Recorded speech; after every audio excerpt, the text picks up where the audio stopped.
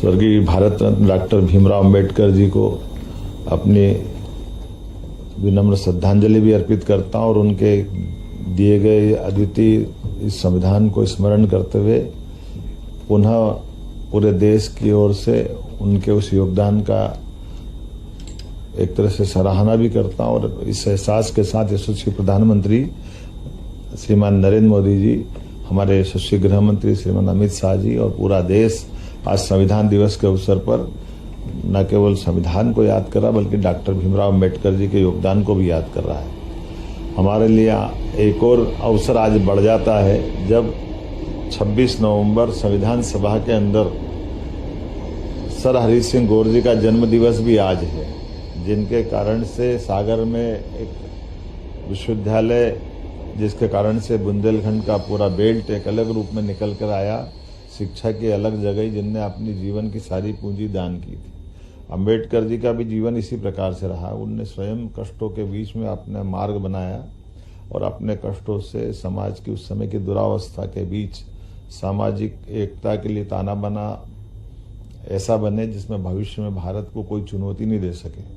तो दुनिया का लोकतंत्र सुरक्षित रहे, सामाजिक समरसता का भाव बना रहे,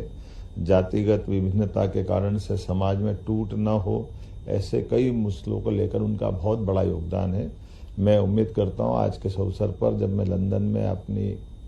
मध्य प्रदेश के इन्वेस्टर समिट के लिए ग्लोबली जो होने वाली उसके कारण से यहाँ आकर के निवेशकों से मिल रहा हूँ, ऐसे में आज ये सुखद संयोग है कि बाबा साहब अम्बेडकर के इस आवास पे आने का मौका मिला, जहाँ वो लगभग 2 वर्ष तक अपना अध्ययन के दौर यहाँ रहे हैं। यहाँ वो छोटा सा भवन है, लेकिन मैं स्वर्गीय बाबा साहब का उस कष्ट के दौर में भी अपने अध्ययन के प्रति जो उनका लगाव है उसको स्मरण भी करता हूँ और हम यशस्वी प्रधानमंत्री को धन्यवाद देते हैं जिनने बाबा साहब के एक एक ऐसे स्थानों को तीर्थ के रूप में जनता को जानने, समझने और देखने का मौका उपलब्ध करने के लिए उपलब्ध कराएं। मेरी अपनी ओर से संविधान दिवस की हमारे मित्रों के साथ, अधिकारियों के साथ हमने शपथ भी ली है और पूरे वर्ष मध्य प्रदेश सरकार संविधान दिवस के अवसर पर ली गई शपथ के साथ साथ विभिन्न प्रकार के सभी आयोजन करेगी, जिसमें संविधान की मूल भावना से प्रदेशवासियों को भी अवगत होने का मौका मिले और हमारे यशस्वी प्रधानमंत्री के द्वारा दी गई इस अनुपम देन का कि पूरे वर्ष संविधान जानने का मौका हमको मिलना चाहिए। संविधान और संविधान के अंदर लिखी गई एक एक बातें पूरे देश के लिए और खास करके